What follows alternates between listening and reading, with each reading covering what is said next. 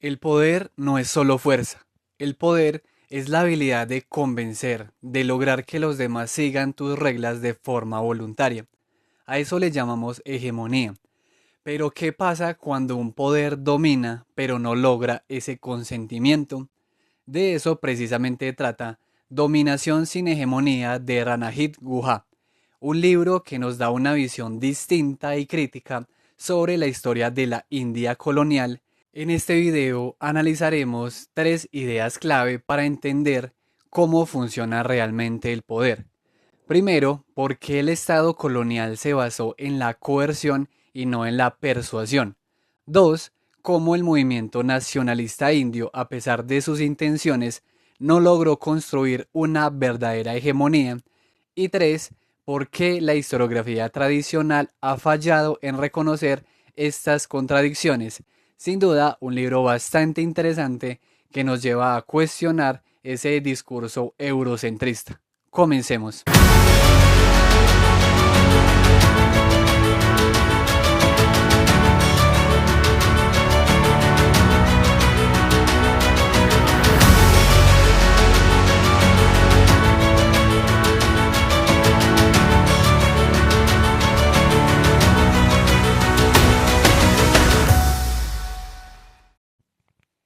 El Estado colonial, una ficción de dominación. Imaginemos por un momento que el poder, la forma en que una sociedad se gobierna, se basa en una mezcla de dos elementos, la persuasión y la coerción. Guha, el historiador que nos guía en este viaje, nos dice que la historia de la India colonial, tal como la han contado los historiadores dominantes, tanto los que defendían el colonialismo como los nacionalistas indios, tiene un grave problema. Ignoraron la política popular. Para ellos, el poder era algo que solo se jugaba entre la élite, pero Guha nos muestra que la realidad era mucho más compleja. El poder en la India estaba dividido entre la élite y lo que él llama la parte subalterna o la gente común. Cada una tenía su propia forma de actuar. El Estado colonial, dice Guha, fue un experimento único. No era como el Estado burgués en Gran Bretaña. Mientras que en la metrópoli el poder se sostenía más por la persuasión, convencer a la gente de que las cosas eran justas y legítimas, en la India colonial era al revés. La coerción, el uso de la fuerza, era lo que realmente mandaba. A este tipo de poder, Guha lo llamó dominación sin hegemonía. ¿Por qué? Porque el Estado colonial nunca logró que la gente común asimilara su poder como algo legítimo. No logró que se convencieran de que el dominio británico era el mejor camino. La persuasión, que es la base de la hegemonía, era insuficiente. Nos ofrece un modelo entonces para entender esta dominación sin hegemonía, un modelo que se basa en la interacción entre dominación y subordinación, y que además se alimenta de dos culturas políticas muy distintas que chocaron en el periodo colonial, la británica y la india. La coerción, que es el uso de la fuerza, venía en dos formas. Por un lado estaba el orden británico, que era un aparato gigantesco, el ejército, la policía, la burocracia y hasta la movilización forzada de trabajadores. Pero también existía el danda indio, un concepto precolonial que validaba la autoridad coercitiva, a menudo por fuera de las estructuras oficiales británicas y que seguía en uso. Ahora la persuasión también tenía dos caras. La mejora británica consistía en todas las medidas que los colonizadores decían que hacían para el bien de los indios. La educación occidental, el inglés, algunas reformas sociales. Era una estrategia para ganar la colaboración de las élites locales, pero que en realidad no calaba en la mayoría de la población. Por otro lado estaba el Dharma indio, un concepto de virtud y deber que la élite indígena usaba para justificar su autoridad y que incluso líderes nacionalistas como Mahatma Gandhi utilizaron para la conciliación de clases. La colaboración, por su lado, la obediencia y la lealtad al Raj, que Guha llamó obediencia, era un ideal promovido por los británicos.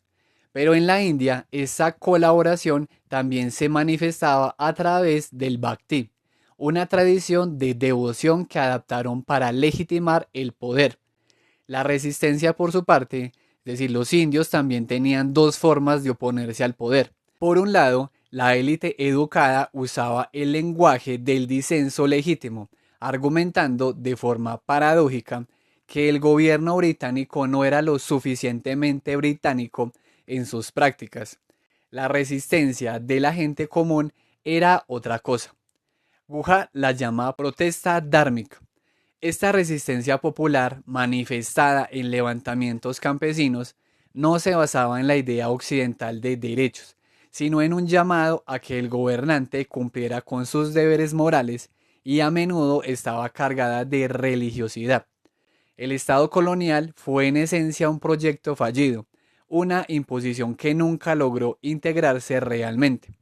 La ley y el orden que pregonaban los británicos era, según Wuhan, solo una fachada para un despotismo. Aquí entra en juego la historiografía, la forma en que se escribió la historia de este periodo. Para Wuhan, los historiadores coloniales crearon una hegemonía espuria o falsa, al ignorar la resistencia popular y centrarse únicamente en la colaboración de las élites, hicieron que pareciera que el dominio británico era aceptado por todos. Redujeron la política a una simple competencia de élite y la resistencia popular la descartaron, etiquetándola como actos sin sentido o fanatismo. El problema, concluye Guha, es que incluso la historiografía india, a pesar de sus intenciones nacionalistas, cayó en la misma trampa. Al conceptualizar el colonialismo como un proceso inevitable de la modernización, no logró entender su propia historia como un caso de dominación sin hegemonía. Es un llamado a que los historiadores indios y por extensión todos los que estudian el colonialismo hagan una autocrítica profunda para poder entender su propio pasado de una forma más honesta y completa. El nacionalismo indio. Movilizar para controlar.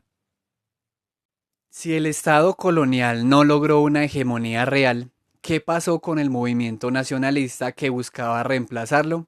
¿Cómo construyeron su propio poder? Ranajit Guha nos muestra que el nacionalismo indio, liderado por la burguesía, se enfrentó a un dilema fundamental. Para conseguir la hegemonía, necesitaba movilizar a las masas, pero al hacerlo, se topó con la fuerza incontrolable de la política popular. La élite nacionalista soñaba con el poder, pero el sistema colonial solo le ofrecía una participación limitada, una colaboración entre comillas muy condicionada. Para librarse de eso, su estrategia fue simple: movilizar a las masas. Guhak explica que el discurso nacionalista presentó esta movilización como una transferencia de lealtad, una forma de demostrar que el pueblo apoyaba a sus líderes y no al Raj. Sin embargo, detrás de esta supuesta unidad existía una profunda tensión. La política india, a diferencia de la europea, se había basado históricamente más en la fuerza que en el consentimiento. Por eso, la disciplina se volvió crucial en las campañas nacionalistas como el movimiento Swadeshi o el de no cooperación. La meta era doble: demostrar que el poder colonial era una dominación sin hegemonía y a la vez establecer la propia hegemonía nacionalista basada en el consentimiento popular. El movimiento Swadeshi, por ejemplo, buscaba el boicot de productos extranjeros para apoyar la producción local, pero la persuasión no siempre era suficiente. El renombrado poeta Rabindranath Tagore, una de las figuras iniciales del movimiento, se retiró de él al ver que se usaba la coerción. Esta coerción tomaba la forma de sanciones de casta o boicot social, donde a quienes no seguían las reglas nacionalistas se les negaban servicios esenciales, se les excluía de la comunidad e incluso se les negaba un lugar para vivir. Estas sanciones eran impuestas por la misma gente: sacerdotes, barberos y hasta profesionales modernos. lo que demostraba la fuerte influencia de las prácticas tradicionales de coerción en el movimiento. Tagore criticó que esto no era lograr la unidad, sino imponerla por la fuerza, un signo claro del fracaso para ganar el consentimiento del pueblo. Años después, durante el movimiento de no cooperación, el boicot social continuó. Gandhi, que al inicio se opuso a estas prácticas, tuvo que confrontar el problema directamente. Distinguió entre un boicot político, que era la autorrestricción voluntaria, y un boicot social, que era una forma de castigo y ostracismo. Gandhi condenó el boicot social como algo inhumano e imperdonable. Su objetivo era que el liderazgo nacionalista, en lugar de castigar, demostrara que su autoridad provenía del consentimiento popular. Pero la disciplina que él predicaba no era la misma que las masas entendían. Las élites, representadas por Gandhi y Jawaharlal Nehru, veían el entusiasmo de las multitudes como algo incontrolable. Para ellos, esa indisciplina era una amenaza a su control. Guha nos muestra que lo que la élite llamaba indisciplina era en realidad un estilo de movilización popular que tenía sus propias reglas y lógicas, algo que el liderazgo burgués no lograba asimilar. Gandhi buscó controlar esto de dos maneras: control de multitudes, entrenando voluntarios para regular las manifestaciones y reducir el entusiasmo a comportamientos ordenados; control del alma, a través del autocontrol, una forma de autodisciplina que conectaba la política con la moralidad y la religión. El uso del khadi, la tela de algodón hilada a mano, o el boicot de ropa extranjera no era solo un acto económico, era un acto de purificación moral.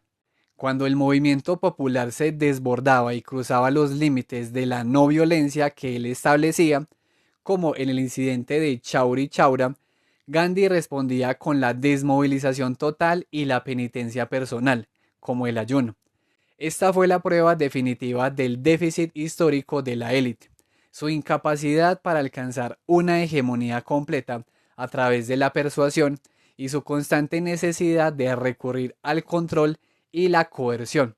Ranajit Guha nos revela que el nacionalismo indio, a pesar de su búsqueda de hegemonía, nunca pudo desligarse por completo de la coerción. Su disciplina, en lugar de ser un llamado a la unidad por consenso, se convirtió en una forma de controlar y contener la energía de las masas, demostrando la persistente contradicción entre la élite y la política popular. La batalla por la historia. Escribir la India desde adentro. Si el Estado colonial dominaba sin hegemonía, cómo la élite india desafió esta narrativa y trató de escribir su propia historia. Guha dedica esta última parte a la lucha por recuperar el pasado indio, un pasado que los británicos habían expropiado y falsificado para legitimar su propio dominio. La llamada de pensadores como Bankim Chandra a que los indios escribieran su propia historia no era un simple ejercicio de nostalgia, era un acto de poder. Escribir la historia se convirtió en una herramienta para desafiar la narrativa británica que presentaba el pasado de la India como un tiempo muerto de sociedades arcaicas, esperando ser salvadas por el progreso europeo. Los británicos entendieron desde el principio el poder de la historia. Usaron su propia historiografía no solo para justificar la recaudación de impuestos, sino para moldear las mentes de los colonizados. La educación en inglés no era un regalo de conocimiento, era un instrumento de dominación. Guha nos muestra que el inglés se convirtió en un código de poder, un emblema de estatus que obligaba a la élite india a ver su propia subyugación como un progreso.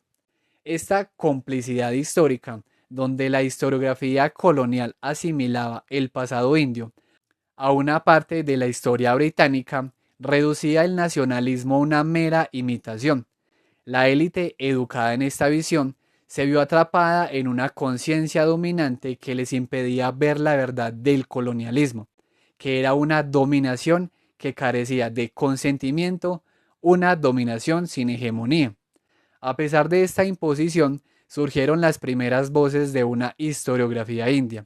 El aprendizaje de las lenguas nativas por parte de los británicos, paradójicamente, sentó las bases para que los indios pudieran desarrollar la prosa moderna en su propio idioma. Y así, los primeros historiadores indios, como Nimal Ni Basak, se esforzaron por rescatar su pasado y refutar las falsificaciones británicas. Sin embargo, estos primeros esfuerzos, aunque valientes, no lograron una crítica radical. La historiografía india del siglo XIX, por lo general, se limitó a señalar errores fácticos en los escritos británicos o a criticar su chauvinismo sin cuestionar el derecho fundamental de los británicos a gobernar. Al aceptar la lógica del progreso y la modernización que venía con el colonialismo, la élite india no se atrevió a confrontar al Raj como una fuerza opresiva. Como resultado, esta historiografía fue, en palabras de Guha, una agencia fallida. No pudo ser verdaderamente autónoma porque no logró ver la naturaleza de la dominación colonial. Se centró en la lucha entre hindúes y musulmanes, por ejemplo, en lugar de aplicar esa fuerza contra el colonialismo. Guha concluye su obra con un poderoso mensaje.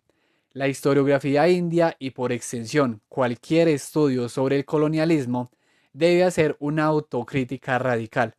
Debe liberarse del paradigma liberal que la ha condicionado. Solo así podrá entender su propio pasado, sus contradicciones y el verdadero carácter de la dominación que sufrió. Esta obra no es solo un libro de historia, es un llamado a la acción, un recordatorio de que para entender el pasado debemos atrevernos a ver las cosas de una forma distinta, fuera de las narrativas dominantes y dar voz a aquellos que no la tuvieron. Y de eso precisamente se trata la dominación sin hegemonía. Y hasta acá el video de hoy, una propuesta bastante interesante a mi parecer, intentando un poco fracturar con lo establecido. Deja un comentario y nos vemos en la próxima.